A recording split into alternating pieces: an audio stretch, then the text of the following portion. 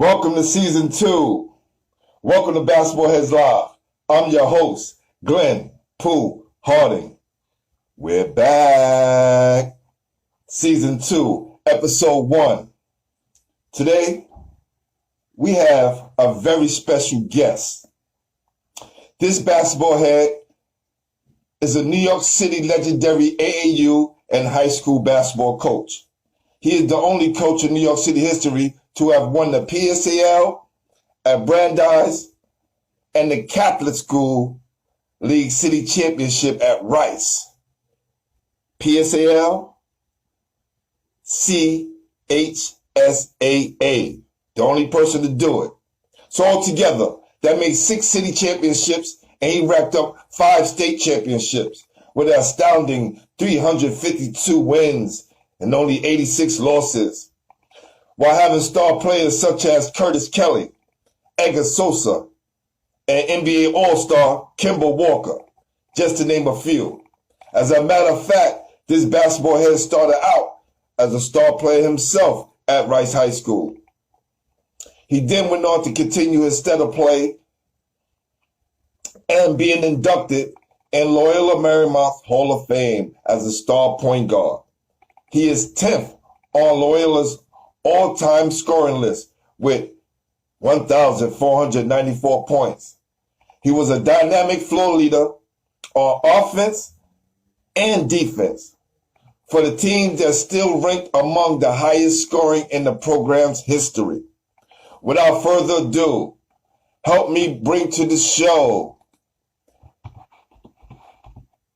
our own New York City legend, Maurice Hicks. Let's do it. Y'all ready? Y'all ready?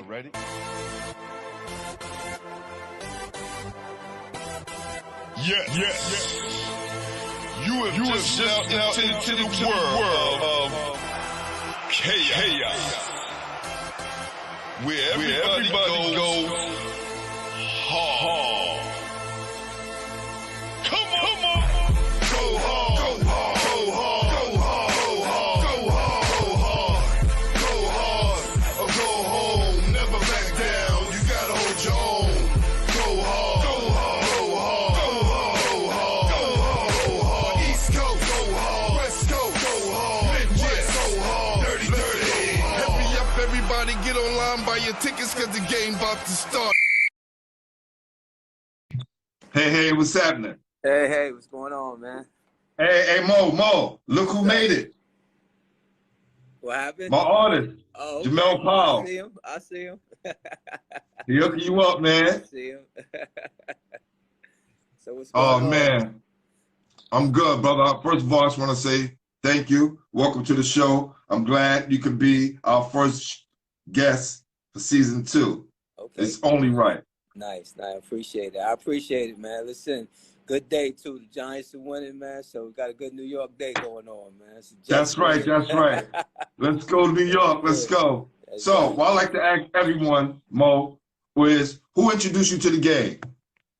Whoa, man, I think the streets did. I think just playing ball in the streets of New York, man, and going to the Pro Rucker as a little kid, you know, waiting out there in the hot ass sun all day, just 8 in the morning to get a seat, man, sitting out there with my friends and you know, watching, you know, guys like Joe Hammond and those guys play, you know, when I was coming up. So basketball in New York City was rich, really rich then, and a lot of great players that I had to, you know, really want to emulate. So I would say the streets did that, man. I think just the way I grew up and, you know, an environment that I grew up in, I wanted to play. You know, I wanted to be good. So, and I was around a lot of good people that played the game. And you know, it's so crazy. My very first guest was Tiny Morton, right? My point guard at Lincoln. He said the very same thing that you said. The streets kind of introduced him to the game. No one in particular, but him going outside and kind of seeing what was going on in the environment, and you kind of did the same. That's why you guys are great point guard. Yeah. That's what it was. I think, back then it was just the basketball was so rich in tradition and so good that, you could learn from anybody, man. It was all around you. It's great players all around you, great tournaments, just people that you can emulate. One of my biggest heroes probably back then was Nate Archibald. He was my guy, man. That's the guy that I wanted to be like, when I was coming up. So he was just so fast and quick. And he could score it. He could make assists. He's just an all around player, really good player, tough. That's the guy that I wanted to emulate my game after. Listen, he is my top point guard in New York City history. Absolutely. Facts. Hands down. It all starts with Nate. Hands down. Right? That's right. No shame to nobody else, man. That's right. No shame. This is point guard city, man. We got it, man. But that guy there was special, man. Listen, he was doing it in 66, 67 when a lot of us wasn't even around. You know what I'm saying? Exactly. That DeWitt Clinton, listen, that DeWitt Clinton teams, those teams during those eras was awesome. And one of the reasons why I want to make sure that the New York City players never get forgotten is because when I ask people who's the winningest PSL program, all program period for us championships in New York City, no one knows it's DeWitt Clinton. Right. So we want to make sure that we curate this history down the line and no one ever forgets Mo Hicks' history and what you did. Right. Yeah. All right, so who was the best player in your neighborhood? Well, it was just regular street guys, man. I didn't really have no one in my neighborhood that took basketball, to a high level, but I had guys, a guy named Joe. I lived in Harlem. I grew up in Harlem, 126th Street between Amsterdam and Morningside. So I was surrounded by two projects. We had Manhattanville projects on one side, and on the right of me, the left side of me, we had Grant, projects. And it's a lot of ball players coming in and out of those projects and in my neighborhood that were good. A couple of standout guys might have been a guy named Alan Lorick from Manhattanville projects, was really good. Played. We had Ronnie Thomas. Was drafted to the Boston Celtics one time, played ball in the Pro Ruck and all that. But there's a couple of guys around like that were really good, that I was able to at least play with at times and able to get schooled at a young age. But if you don't come up through that process, right, because it's always the neighborhood guys. We don't meet the star high school guys till later on. But our first introduction to the game was those neighborhood guys, the guys who we looked up to playing, or looking at playing on the court, and we wanted to be like. Right. And then once we get past those guys, we can lead the neighborhood and be ready for everybody else. That's right. It was a rites of passage. It was, and we definitely. I played there with most of the time in my neighborhood. We played with older guys, and when I started to play regulation basketball, play with my age group, it was kind of easy. Like it was. I was playing 12. I think I started playing regulation at maybe 10, 11 years old. But I was playing with my age group. It was real easy because I was playing against 15, 16-year-old guys, 17-year-old guys in my neighborhood. So it came real. The game came simple and came easy because of that, and that was a blessing. And a lot of the guys that were good back then actually did play, with older guys, and it kind of groomed them to be good, when they started playing regulation basketball. And I think we're missing that right now. The older guys playing with the younger guys. I think the younger guys are just playing with each other so much that they're not exceeding or I guess testing their talents as much as they should be. I agree with you. They're not doing it in New York as much, but there's other cities that's doing it. Like they out in Seattle and Los Angeles on the West Coast, they're doing it a lot. They have a lot of open runs where they're inviting the young guys in to play with them. They got a lot of pros that play together, and they invite the young high school guys or the young junior high school guys out there that can ball. They let them come in and they school them. And I think that's something that we did. We didn't have to organize that. It just happened You know, Yes. it just happened. You know, it was just Yep. happened. It was in that neighborhood, and it just happened for you.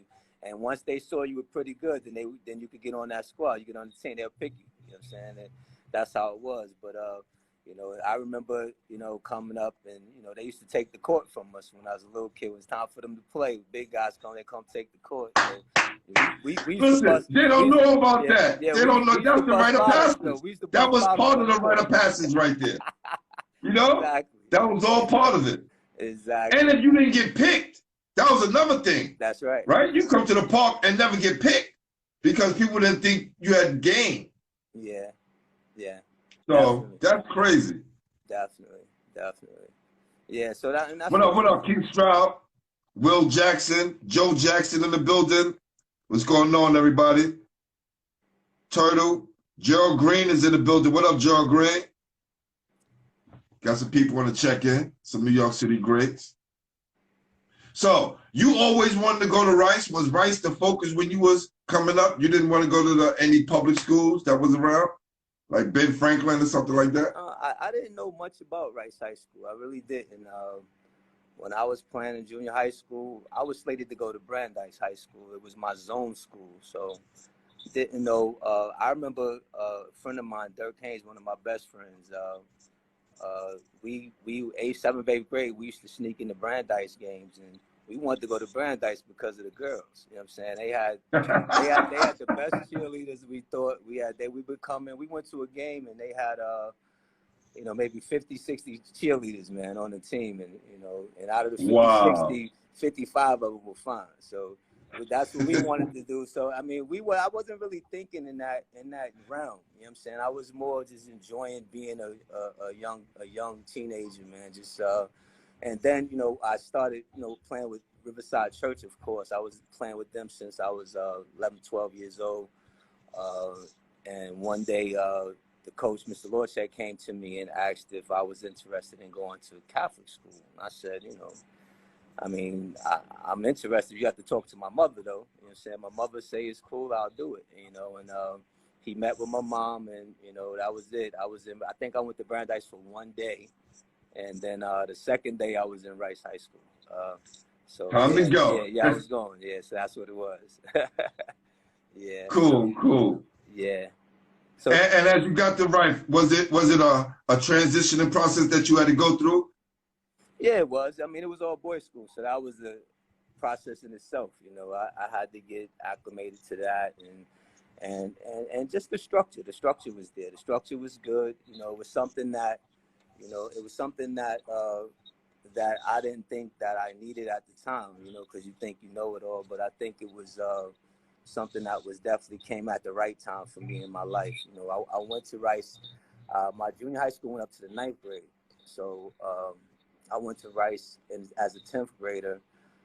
When I went in, you know, it was new to me. I had to dress, you know, I had to wear shoes to school and all that. So it was a process. You had to wear a tie and all that, and there was no skirts to look at, just shirts. Yeah. A little more discipline there and everything. But you know what? It made me a better person, man. I embraced it.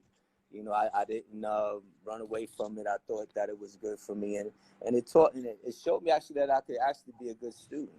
I always thought I was a decent student, but I think Rice, when you change your environment, you change your attitude, man. And I think when my environment changed, I saw that I can do more than just play basketball. I thought I could achieve in the classroom as well. So I think that's one of the reasons why when I had the opportunity to come back to Rice, I took advantage of it because I wanted to give the players the same thing that the school gave me.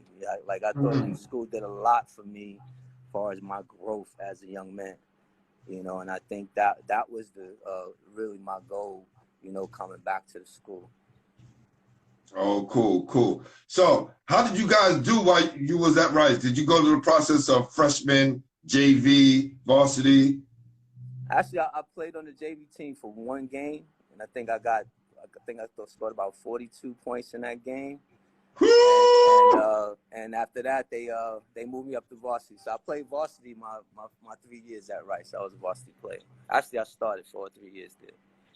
Wow. Yeah. Salute. Salute. Yeah, thank you, man. And it was all, and it was all nothing that I had to do extraordinary. Just being who I was, just playing, the type of way I grew up playing. I just thought that, it was all just natural. It's nothing that I would I lay my hat on. I brag about it. It's just I think just God put me in the right place at the right time. Who were some of the guys on your team during that time? Oh, like my sophomore year, we had our best player on the team was Mike Weddy. He was a really good player. He was drafted to. I mean, he received a scholarship to Notre Dame. But that summer, he had broke his leg, and things kind of went downhill for him after that. But I had him on that team. A guy named Jerry Johnson, who was all-city forward. Craig Wilkerson from Harlem. He's a real high flyer, good player. Had a lot of players. Ike Garrow, Ruben Alvarez. A lot of really good guys that I came up under. Gerald was another guy that played with me. He was the brother of Terminator. Oh, yeah. I'll have him on soon, Ron Mathias, definitely. He was Ron Mathias. Yeah, Gerald Mathias, Ron Mathias' oldest brother. I'm gonna have to mention that to him when I speak to him. Yeah. Yeah. So he was there with me. So we had a good squad, man. We had a decent squad. We didn't win the city championship. We went far as the semis. We lost a lot to. We would lose to Talentine. Had a really good clubs at the time. Talentine, St. Nicholas Talentine, the Bronx, stacked. Tough. Howard Memorial was stacked. So competition in the Catholic School League was really good.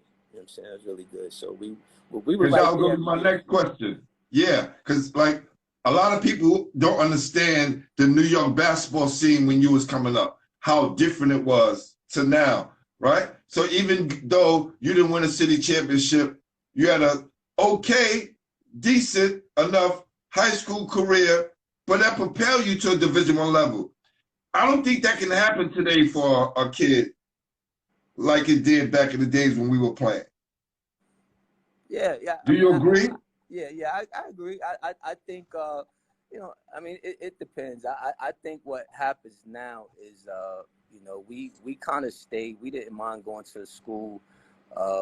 We didn't, we tried to make it happen where it was.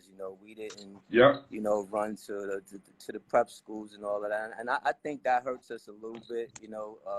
A lot of the players that were good in New York stayed in New York, man. We stayed here and we scuffed it out and we played. It looked like it's watered down a little bit because a lot of our players basically they travel out. They travel outside the city. They go to the prep schools. They go outside of New York. They go down south to play and you can't really see the talent level because it's spread it out. So if everybody to stay home like we did, you would see it, but you just can't see it now. It's there, but you can't see it because we're all over the place. We're all over the place. So that's why, back when I was coming up, the Catholic School League and the Public School League was good. Both leagues were good. Both leagues had All-Americans, had all-city players, because we all stayed home. We fought it out here. We repped our own town. I think when the basketball camps and the AAU programs started to come into the city or take some of the kids away, we were missing things like the wheelchair, the Golden Hoops, Empire State Games, all those things that kind of represent New York because we were going out of town.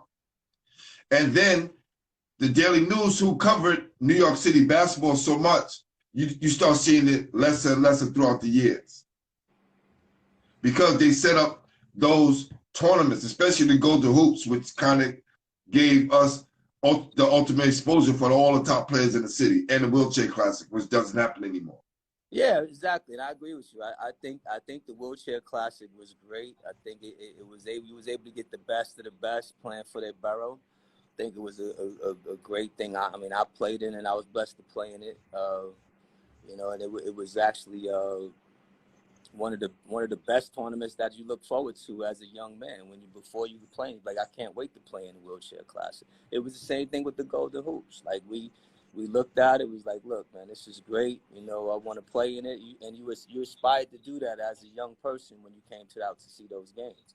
The problem is that right now you can't do it because, like you said, because of the travel and things are great every place else. And back then, now with the NCAA changing the rules, back then you could get college coaches to come to those games. Unfortunately, now with the live period and the way it is right now, I mean, that really killed, those type of tournaments, because you can go play in any of those tournaments and see a college coach watching you at any time. So I think right now the live period and the way things are situated kind of took the town, took the basketball out of the city, basically. And for me, I think it was purposely done. But my guy Keith Strauss said, nah, the fake trainers and handlers selling those mothers' dreams. I hear you, man. All Hey, right, listen. so go ahead. No. I mean, I understand what he's saying too. I just don't. I mean, my take on that is, we have to educate the parents, man. I think they have to be educated. I think a lot of times, we're not doing that enough. The guys that's out here trying to do the right thing, they have to really, just get to the parents, man, and start talking to them, educating them how this thing works. I think that's the most important thing. And I think that's what, we did at Rice High School. We really focused in on our parents, and we made sure that they understood, what we were trying to do. And it was sincere, and it was a service. It wasn't about us as coaches. It wasn't about us as teachers. It was more about us making sure that we were giving those kids the best thing that we could give, the best that we can do, doing the best by them. I think that's the key to this. And I think once the parents see that, I think they'll buy in, you know what I'm saying, to what you're doing. But there are a lot of, people out there that's doing it for the wrong reason. They're doing it for the wrong reason. And Definitely. and it has to, and it can't be about you as a coach right now. It has to be about the kids that you're servicing. That's what it has to be about, But that's where your success and your blessings are going to come. It's going to come through that. Like that's where, and the kids nowadays, they see it, man. That's why that handlers that people talk about that. Sometimes, sometimes it just don't last, man. It doesn't. It's no substance there, man. And a lot, 9 times out of 10, it hurts the kid more than it helps. Definitely. Yeah. He said he wants sneaker deals. The kids not focusing. They see and teach. Yeah, that's true, Keith. All right. He's making some good points, man. My guy Keith Stroud, Westerhouse great. When you was coming up, right? And you had to make it on that wheelchair classic team. Who ass did you bust? Let you know that you was one of those top guys in the city. Man, we won it my year. I think that was the only year Manhattan won it. Yeah. We won it that year. I don't think Manhattan won it. Yeah, that was in the 80s. Damn, it was a lot of good players, man, that played in that. I can't. I think Brooklyn was loaded. Brooklyn had, Beetle and Beetle Washington, a couple of good players, Ice Reynolds. They had a crew. They had Chris. Y'all beat those guys? Yeah, man. Yeah. Woo! Who did y'all have? We just had a hard-working team, man. We didn't have no real big superstars on that team, man. We had a couple of guys from Mount Vernon had played with us that year. We had a guy named Ricky Burton. I had another guard that played in the backcourt with me that was from Mary Bergstrom High School. He's a public school kid. Man, his name is past me right, my man. Forgive me, but he was with me in the backcourt, man. And me and him, we just basically ran it, man. We ran that whole thing, man. We just did it. The scariest thing. There was pros on all sides of it. Brooklyn was loaded. The Bronx was loaded. They had Ed Pinkney and crew and that whole crew, that Stevenson crew, that was good. Yeah.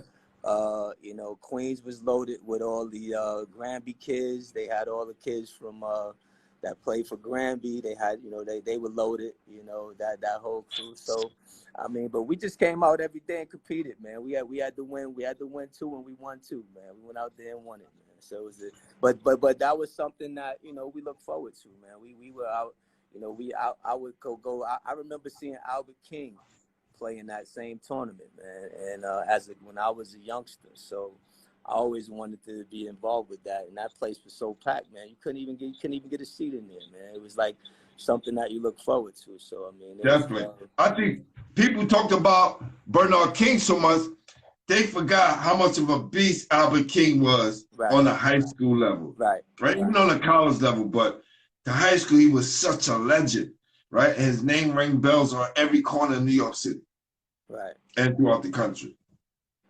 Oh, So, no, I was good. I was really good. And I was, happy to be able to see him play. I thought he was great. I thought he was just as good. I thought so. I thought he was more celebrated. Bernard was just a beast, man. Bernard was different. yeah, A little yeah, different. But I was good. His little brother Al was shit. I was just as good, man. that's right. I should play. Man. So, who are some of the schools that recruited you besides Loyola Marymount? Oh, well, the typical schools came in. It was St. John's. He visited. Louis visited the school a few times. Syracuse came through a few times to see me. They all had guards there, and I didn't think it was going to be a good fit. Big schools. I didn't think at the time. Ohio State was there, but it was something that I didn't. I wasn't really interested at the time. I just thought, that.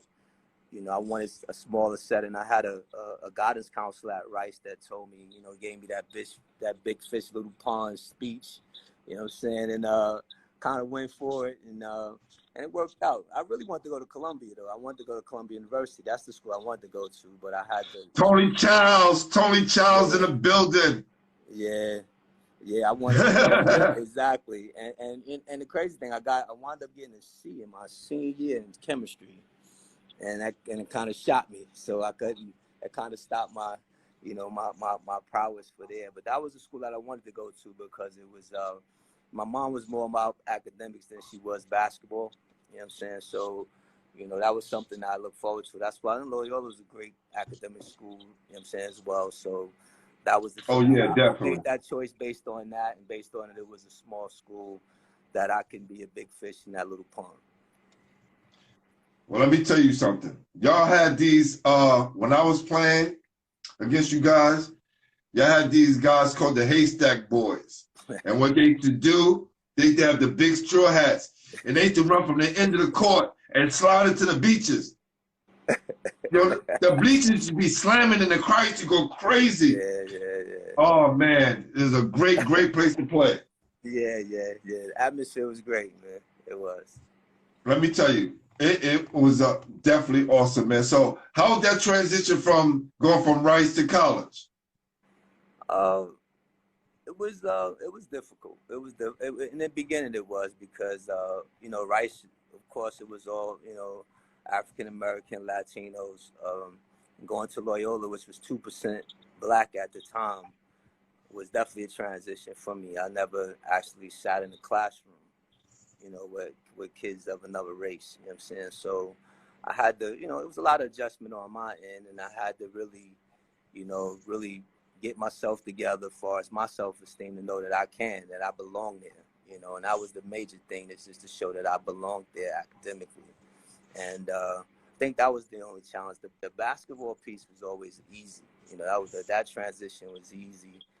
I never really worried about that, but it was more of me just, coming into that situation, which most young men, I think, that live in the inner city has to do. Like, most of them go into these colleges and they have to deal with that whole diversity thing and being able to cope and deal with another type of environment that they're not used to. So, and finding successful ways to do it, you know what I'm saying? And, because it was an adaptation that way for me. I think it took me a good year, so to get it together, but I was able to do it. I think my first test, at the school was, I didn't do well in my first economic test. I called my mom, was like, I don't know if I could do it, and my mother said, you could come home, but you just can't come here.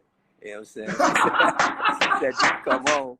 So I was like, shit, I got to stick this out, man. So, I was able to do what I had to do. I, got it out, got in that library, did the things I had to do, got into some study groups. And, before you know it, I was able to, get it done. So that was the major adjustment, I thought, that the biggest adjustment that I had from going from high school to college. Yeah, man. So now I want to just bring up something real quick, right? I always mention this. When guys ask me about who's the guy who gave me the business, I always say there's three people. First is Lloyd Daniels, Whoa. right? Great, He gave about 4 of us 47. Left hand and right hand. Yeah, that's what he did. Yes. The next one was Anthony Mason. Faced him when he first got to the Knicks in West 4th. 36, well, yeah, 32 out of 28. But it showed me at that time the difference between someone who's just good in college, who has a college body, and a pro body. Right. And he was two men over. Okay, salute Anthony Mason. And the last guy was your guy, Mike Morrison. Let me tell you something. Cool guy. Oh, I have nothing but respect for him because he talked to me the whole game. Oh, that was good defense. Damn. Yo, you're going to be good. All of these positive things while he's giving me 30. Mind you, we beat them every time, but he was so much better than everybody else on the court. Yes. So I never forget that, man. And we used to call him like the poor man version of Michael Jordan because he was doing everything on the level that we were playing. Yeah, Mike was special, man. He was special, definitely special, man. But at least you got 3 good guys, man. That's 3 hell of a guys, man. That means, you know, you weren't a slouch yourself, brother. You know what I'm saying? Oh, no. I took pride in that. And I want to hold the best player. I want to hold the best player too, Mo. See, that's the difference. A lot of guys don't want to smoke. I want to be where the action at. I hear you. You know. You're a point guard. Right. Come on. Every good team, mostly every good team has a good point guard. So you met your challenge, you know.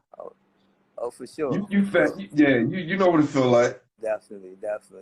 And that's what it is. I mean, you hit the nail on the head with that, man. Like, you know, that's why I think our teams were so good at, right? So we never turned nothing down, man. We always wanted to play against the best, you know. So, I mean, and as a player, I think I did too. But, you know, I mean, didn't have no choice after a while. When you grew up in the city, you know, everybody was pretty good. So, you always that's real. against that. But, you know, that's what, you know, our model was at the school. We always wanted to play against the best. Every time, any tournament that the best was at, we wanted to be in that tournament. You know? So how does this work? You went to Brandeis for a day. Then went to Rice. Then once you got finished playing basketball, you go back to Brandeis. Yeah, that's God, man. I don't know. That has to be God. I mean, my friend Dirkie Haynes is, you know, my best friend, man. He went to Brandeis. Actually, we headed there together. When I came out of college, he was doing some assistant coaching there for a little while. Had one of my mentors named Lamar Dyson was there. He was assistant coach there, along with the baseball coach, who was the guy named Jose Sonca, was the coach there. I just came in there. I was looking for a job, so I came in, and Dirk said he knew a couple of the teachers. So I was working for the dropout prevention program. We used to go in. I used to go out, and they used to give me a list of kids that weren't coming to school. I had to go knock on their doors and, you know, try to get them to come back to school. So that was my job. So I would go get a list early in the morning, go out and try to get kids to come back. But at the time, you know, one of the teachers took a liking to me. It's like, you know what, you should teach kids. He said, you're really good with kids, you know. I see how they take to you. You know, you should definitely be interested in teaching. It's something that I didn't set out to do, but you know, by the grace of God, I think, you know, people were able to see that I had that type of gift and that talent. So I went and got my license and everything, and then I started to teach at Brandeis. But in the meantime, you know, my friend Dirk was like, well, Mo, why don't you try to get the team? He said, because, you know, the guy, Jose Sonka, is a baseball coach, and he only had retention rights to one sport. So he said, he said, if you get the team, I'll coach it, because I wasn't really interested in coaching at the time. You know, I just wanted to, you know, basically I was teaching, I was still playing a little bit at the time. I wasn't really into, you know, I had no aspirations to coach at all. But, you know, you still trying to get your numbers yourself. yeah, exactly. So long story short, you know, I do that. I fight. I go. I apply for the team. The guy, you know, the AD really didn't want to give it to me, but I forced her hand because he had retention rights to one sport. So he chose the baseball team at the time, because Brandeis baseball team was one of the best baseball teams in the city, if not the country. Yeah. They were loaded, you know what I'm saying? So he did a great job. He's a great baseball coach, right? But at any rate, I went in and got the team, had tryouts that day. I come to tryouts, so I'm calling my man Dirk to come to the tryout, and this guy don't show up. You know what I'm saying? So he doesn't show up. So I'm sitting there like, damn, where's Dirk at? You know, like day 2, you know, I'm telling Dirk, where you at, man? So by the time, you know, he showed up, I had the team already put the team together. He was like, Mo, man, you might as well coach, man. I'll just assist you. So I was like, you know what, I'll do it, man. And that's how I started, man. I really, like, that's God again. That's God again right there, man. Right? Yeah. I did that for him, man. I wasn't interested. I was like, look, I'll try to get it for you, man, and then we'll go from there. And then I fell in love with it, man. I felt that, you know, I felt me making a difference, man. And I think that was the big thing. You know, I felt that they needed me, that I was making a difference in these kids' lives because I had something to offer them, because I went through those roads and went down those roads they were trying to go down. You know, so that was the big thing for me. How long was it till you guys won your first city championship? It was my second year that we won. Yeah. We had you know, we had some good ball players in the school. You know, we had a better team in the hallway than we had on the court. So what I used to do. Tell me about that. I don't think people really understand. There's so many ball players that's not playing on the team because of other reasons. It's crazy. Absolutely, and I was able to grab a couple of them and convert them. But you know, we used to invite those guys in to play with us at the end of school, and you know, we had 5 guys in the hallway that could beat my city championship team. But we had guys. Those guys, you know, they came together, man. I got, you know, a couple of guys. I got my little point guard, Corey Wright, and then, you know, we had Kenny Archibald, Brooklyn kid that was coming out there. Kenny was a dog. Definitely. He was a dog, and then, you know, Walter French transferred in from Rice High School. So, you know, we wound up putting a nice little team together. And in my second year, we were able to win the city championship. You know? Okay, things are going well. What made you go back to your alma mater? Well, that was another godsend thing. I mean, they were doing well. They had just won a city championship with Lou DeMello, and he was the coach there. They were rolling. Felipe Lopez, you know, was there, number 1 player in the country, and they were rolling. And Dermot Player, another friend of mine, one of my assistant coaches that came with me to Rice. Actually, he was there before me. He was assisting Lou DeMello at the time, but I had hired him over here at Riverbank, where I'm at right now. Actually, Dermot was working here with me in the 90s, and when I was coaching at Brandeis, he came to work one day and said, Mo, Lou DeMello resigned from Rice High School, and he was like, you should go for the job. And I'm like, you know, I don't know. He said, Mo, it's your alma mater. Those people love you over there. They'll give you the job. It's not you get that job real easy. And I was like, I don't know, man. So he was like, so he actually convinced me to call the dean at the time, Mr. Flood, who was my dean when I was a student there. That he was still there, and you know, great man, man. And actually, I spoke to him. He was like, Mo, you know, come over and meet the principal, you know, and you know, he said, look, I can't see why they won't give you the job if you want it, you know. And you know, I went over there, and the rest was history. I was able to go over and you know, that one interview, they told me, you know, gave me my contract the same day, and I was able to start. So it was actually a godsend. I thank Dermot. Dermot became my assistant. But I thank Dermot for seeing that vision, because it was something that just happened. I mean, I knew they were rolling.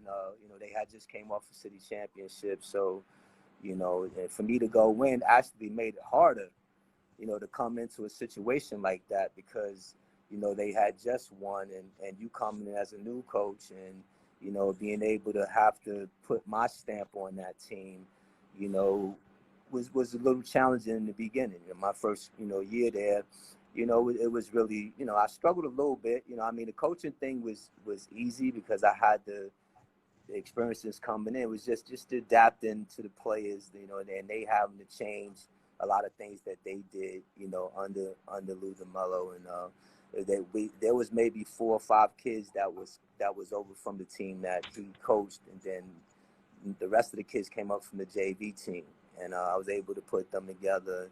That second year we came together. We should have won it my first year, because we had a guy named Gary Saunders. Yes. You know, Gary was, to me, one of the most underrated players in New York City. If people talk about basketball players, man, a lot of people don't mention Gary Saunders. Gary was a 6'5", 6'6" point guard, man. Gary could do it all, man. He could score it, he could shoot it, he could pass it. Good defender. You know, he went out to Georgia Tech, had it right, but he was a, you know, hell of a high school player. What happened is that our quarterfinal game, he broke his foot, and he wasn't able to play in the semis, and we wound up losing to Christ the King in the semifinals that year. And with him there, we would have won it that first year. I mean, no question. And but he we had just beat them. Actually, we beat them in the regular season game. And Gary just, you know, just annihilated him. He was just one of those type of dudes that, you know, he could just take the game over, and he didn't have to score the ball to do it. You know what I'm saying? He would do it on, you know, he would pass it, he would defend, block shots. I mean, one of those really glue guys that got guys to play for him. You know what I'm saying? So, you know, but like I said, coming through Rice at the time, that second year, we was able to, you know, put a good team together. We had some seniors, Chutney Gray and Bevon Robin. You know, we had guys like that. Tariq Kirksey. You know, we had Anthony Glover at the time, was a sophomore on that team. He was our center at a sophomore position. So you know, we were able to put a good team together and win that year. You know? Well, and I'm gonna give you a blast for the past. My guy Cook Slow, the producer, said, "How was it developing David Murray, aka Nutter Butter, who was his brother? Rest in peace." Yeah, well, I missed him, man. Like I missed Nut. I came the year after he left. But I knew about Nut. Me and him was cool. He was a hell of a player. Yeah, he's another guy that was a hell of a player. My best friend Dirk coached him. He was my friend Dirk was at Brandeis with him with Lamar Dyson. They coached Murray on that team. I wasn't blessed to be able to get there on time to coach him, but a hell of a New York City point guard as well. Wow, and big too. Yeah. So, what can New York City coaches do for their programs to build it the right way? Well, because you did a great job building too. Yeah, I appreciate that. And like I said, it's all by the grace of God, man. I think most of it is just, you know, being true to the game, man. Just understanding that, you know, it's not about you. You know, I mean, it's the purpose driven behind it. You know, I think, you know, we have to understand a little more about that. You know, we're in the business of serving. I think that's what it's about, man. If you called to do this thing, man, do it the right way, man. I think, you know, I think you have to put out, you know, your best effort for those kids, and don't cheat the game, man. If you're going to be good at it, study it, man. Study it, you know, do what you got to do with it, study. I think that's the best thing to do. If you want to be good at your craft, try to improve on yourself all the time. You know, we some of our coaches get stuck. You know, we sit there and we figured out the game. You know, we don't. There's so much to learn about basketball. So much that you can do. I used to go to clinics. You know, I used to attend clinics all the time. You know, I used to watch a lot of tape, a lot of film. when I watch the game, I don't watch the game as a fan. I watch the game to learn. I watch the game to see what the teams are doing. Try to pick up offenses, defenses. Try to pick up strategies. You know, so watching the game as a fan is not something that I did as a coach. You know what I'm saying? I wanted to always see if I could learn something by watching the game, whether it was even a girls' game. Sometimes the college on the women's side of the college game is so fundamental. You know what I'm saying? And so much that you can learn. You know, so I did all of that. I think, you know, and that's why I say about cheating the game. Don't cheat it, man. Like if you're gonna be you want to be involved and you want to teach kids, make sure that you know what you're talking about. Make sure that you understand it. You know what I'm saying? Because it's important. Like you know, I think, you know, because we don't know, man. And I could go to a clinic, and I used to tell you, like, I used to go and I could sit through that whole clinic for 2 days, and it could be 1 or 2 things that I pick up in those 2 days that could help me, and I could take that back to my club, right? And that can make us a better squad, a better team. So, you know, there's always something that you can learn. You know what I'm saying? There's always something there, so you always got to be open to do that. Appreciate that. Definitely. No It's a problem. lot of coaches on here that definitely going to take your advice on that. Okay. All right, so let's have some fun now. Top 5 ball players in New York City. I was going to say your era, right? Let's do your era, right? And then we'll go down to the history. Oh, my era. Whew. Man, you going to get me in trouble, man. Like, I got a lot of friends. They'd be like, "Whoa, man, come on!" Like, but my era, man, I mean, I'm not gonna lie to you. I mean, Chris Mullin was probably one of the best players in that era. Chris Mullin, you know, Ed Pinckney played with me in that era. He was, you know, dynamite. Jerry Ice Reynolds, hell of a ball player. What had on the show? Jerry was one of my first guests. Definitely. Yeah, Jerry was a bad man. You know, man. There's so many, man. You know, Steve Berg, Senior. There's so many. Who I'm still looking for. Steve, holla at your guys, man. Supposed to get you on a couple of times. We're going to do it soon.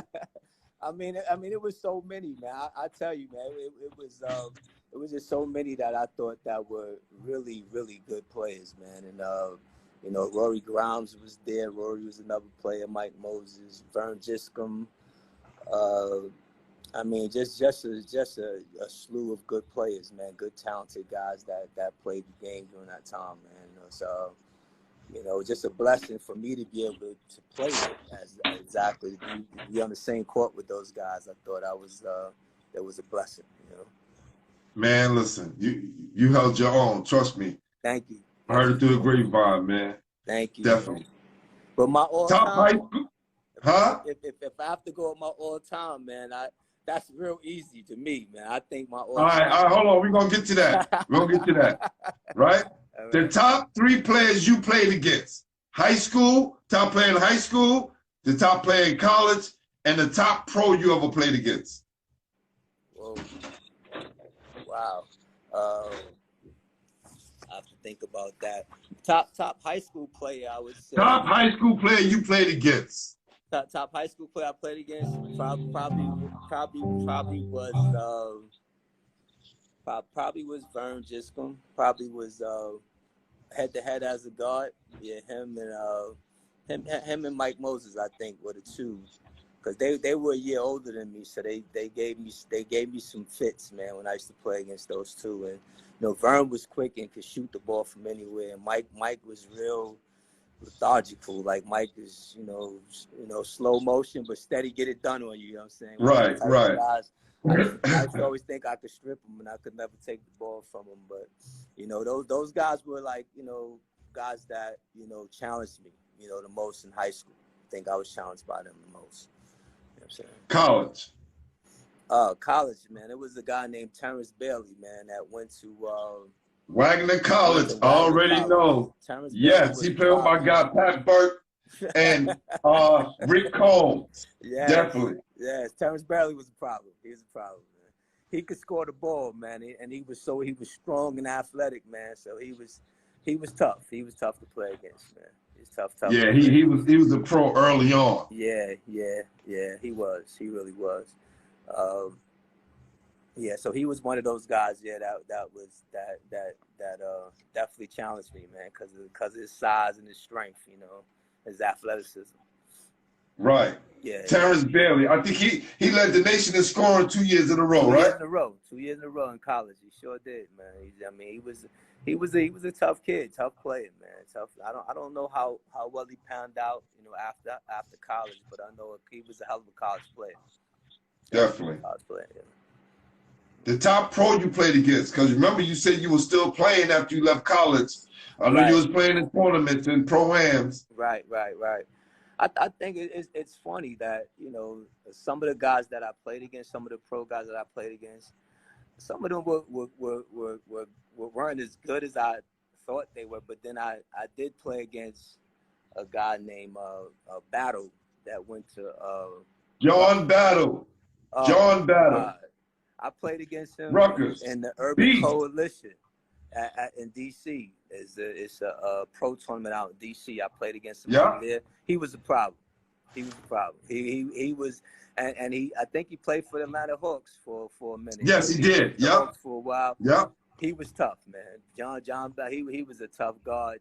Could score the ball, strong. Another real strong, tough guy. Strong, can jump, can shoot it. You know, so he was one of those guys that gave me a tough time. I played against him in the Urban Coalition a few times, and he was the guy that I had to come. I had to bring everything to play against him all the time. I had to bring it all. That's right. That's right. You better be prepared on both sides of the court too. Exactly. Yeah. All right, Mo. Your top five. Let's see your top five compared to my top five. Oh man, so of course Nate Archibald, you know, that's my guy. You got that? That's my guy. I got Nate, I got Kareem Abdul-Jabbar, of course, city guy. Yeah, that's two. That's two we got. I got Connie Hawkins.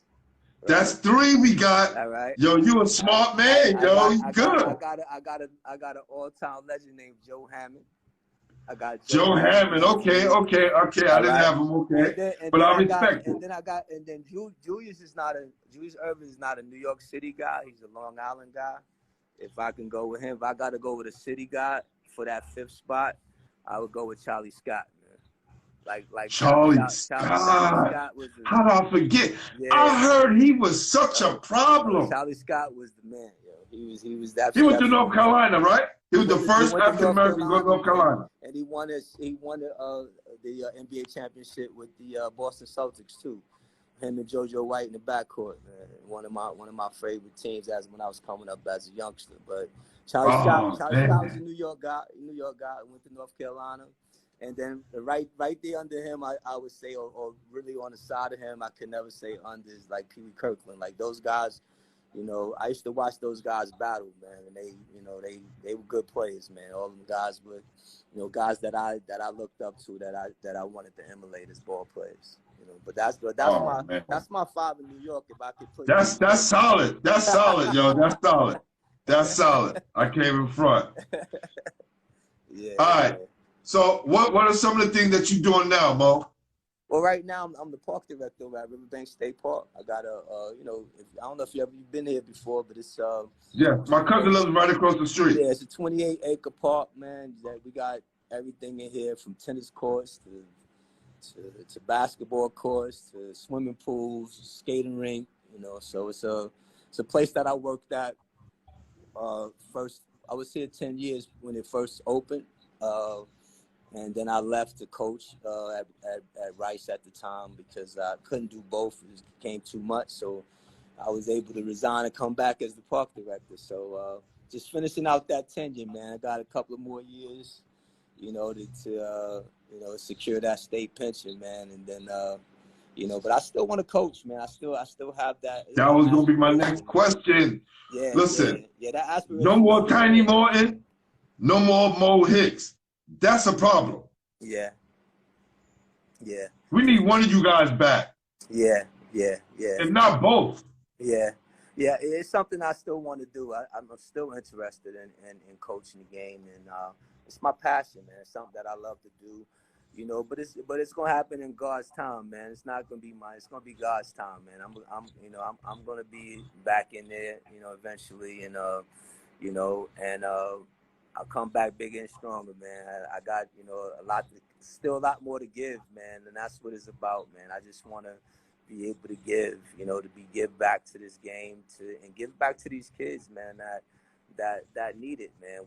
They need the truth. They need to understand that, you know, that nothing's gonna come easy to you. Like this is a game that when you put in, you get in what you get out of it, man. If you put in, you're gonna get something good out of it, man. And it may not be the NBA, but it could be a great education, man. It could be, you know, the ties that you make. It could be playing overseas. It could be a lot of things that come out of it, man. The ties the relationship that you meet along the way, that leads you to good things. You know, this job that I'm in right now is just about relationships, man.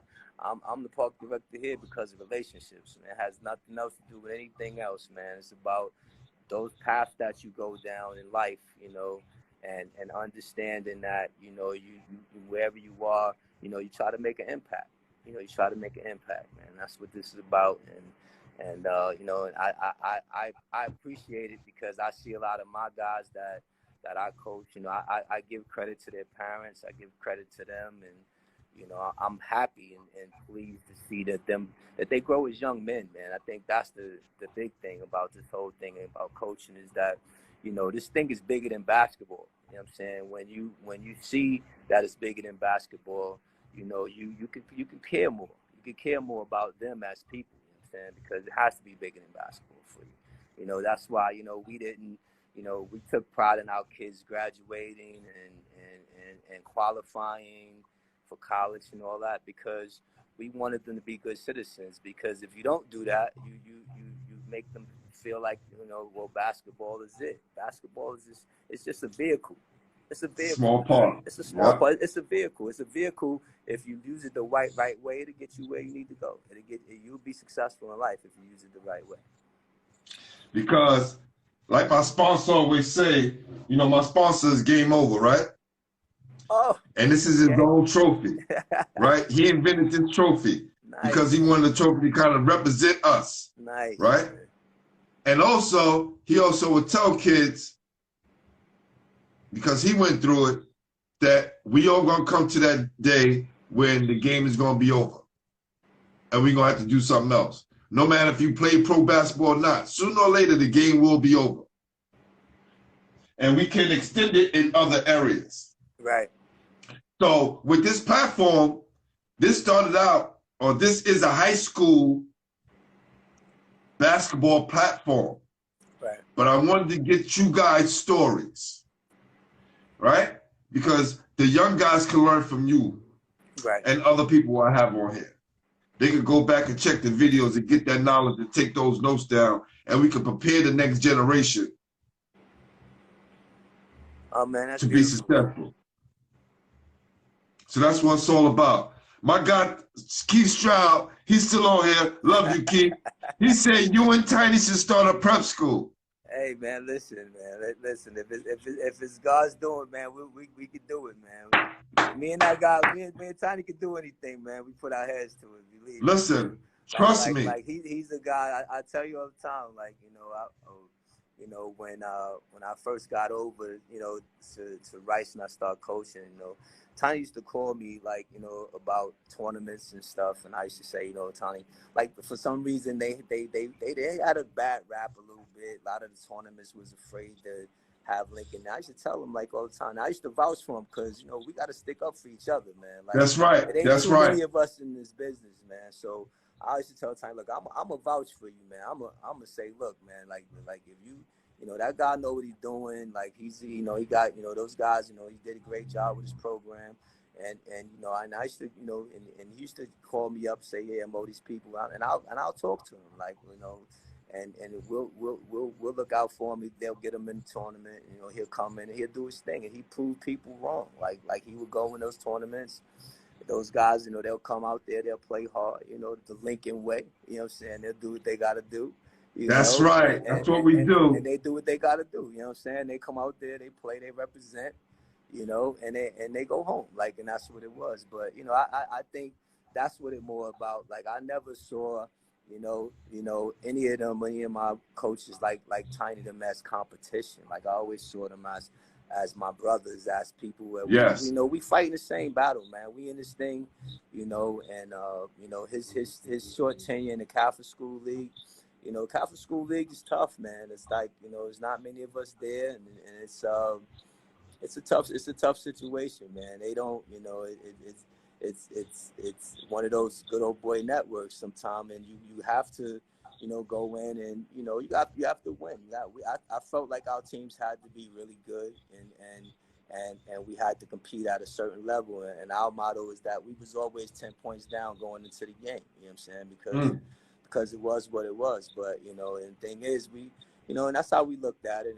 And I never let my guys focus on the officials and the referees. Like, I thought it was important. It's a waste of time. Yeah, it is a waste of time. A waste of energy. You know what I'm saying? We just went out and played, and we had to focus on what we needed to do as a team. And I think that was the big thing. We had to focus on, we had goals, we had, and I'm just talking again, just trying to drop some more knowledge, on the younger coaches, because, we had game goals, we had practice goals, you know what I'm saying? And we had things that we felt like we achieved those goals, that we could win and we can beat almost anybody, man. And that's what it was about. But, I think, like I said, guys like Tiny, myself, like that's, he's my brother for life because of that, because I saw him, we were out there doing it at the same time. And I saw a lot that he was going through. He saw things that I was going through, and we were, steadily grinding, and trying to be on top. And it was good to see both of us on top of both of those leagues. So it's a beautiful thing.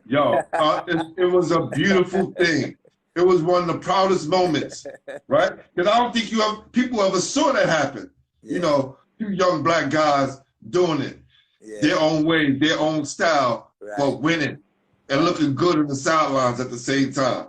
Right. Now, it was That's beautiful. right. It was beautiful.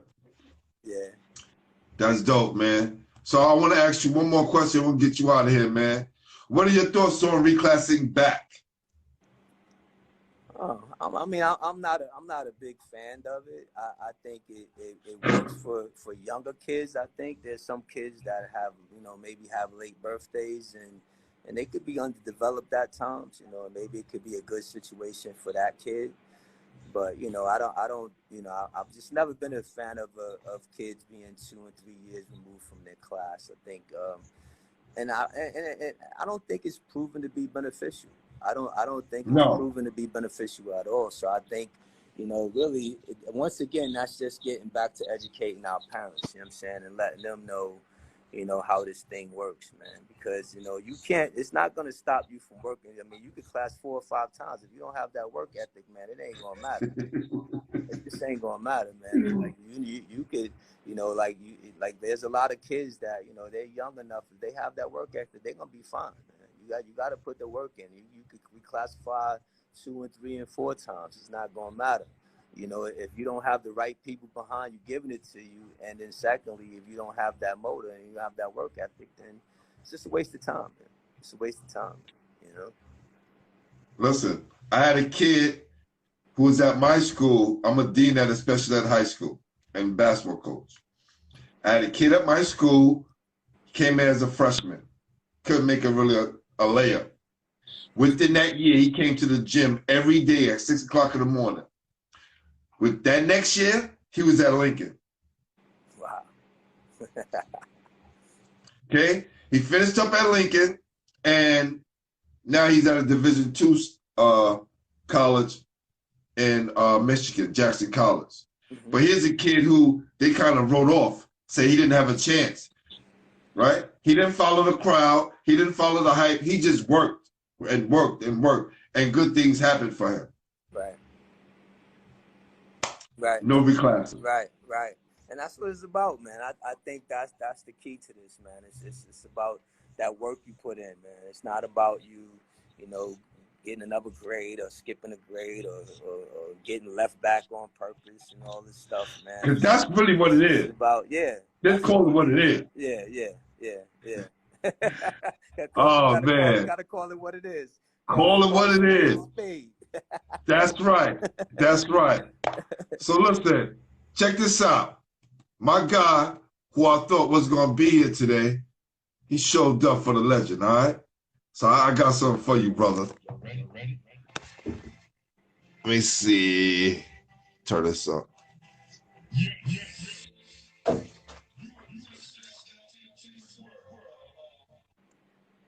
Oh, that's hot, man. Oh, that's hot, bro. Thanks, man. Oh, we ain't forget right. about your collars. We ain't forget about you. Yeah. Oh, that's nice, man. That's nice. Appreciate that, man. Appreciate that. I appreciate that, man. That's nice, man. Something I can hang on No my doubt. wall, man. That's beautiful. No doubt. This is what it's about, man. And yo, look. He got the facial expression of pointing a finger. You know what I'm saying? That's real, man. It is. I appreciate that, artist.